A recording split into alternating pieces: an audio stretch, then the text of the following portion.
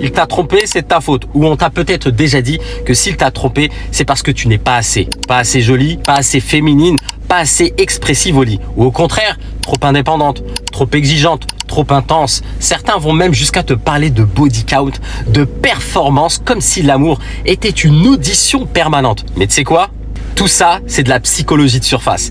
Parce que dans la réalité humaine, celle qu'on étudie dans les neurosciences affectives, l'infidélité est rarement liée à une carence chez l'autre. Elle est souvent la conséquence d'un système nerveux qui fuit l'intimité profonde. Quand un homme trompe, c'est pas forcément parce qu'il n'est pas satisfait. C'est parfois parce qu'il est submergé par la peur d'être vu réellement, par l'angoisse d'être vulnérable, par ses propres blessures d'attachement non guéries.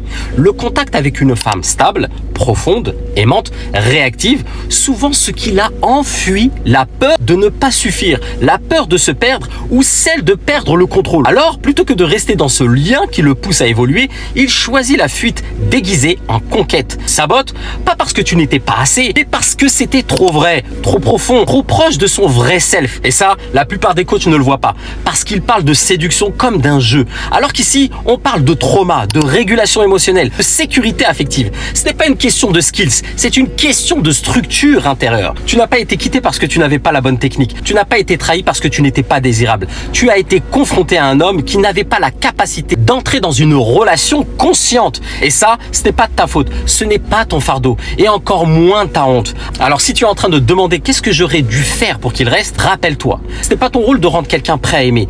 Ton seul rôle, c'est de rester connecté à ta valeur, à ton intégrité émotionnelle, à ta capacité à aimer sans t'abandonner toi-même. Et si tu te relèves aujourd'hui, ce n'est pas pour devenir plus ou mieux ou plus sexy, c'est pour redevenir entière et créer un espace où l'amour conscient pourra exister.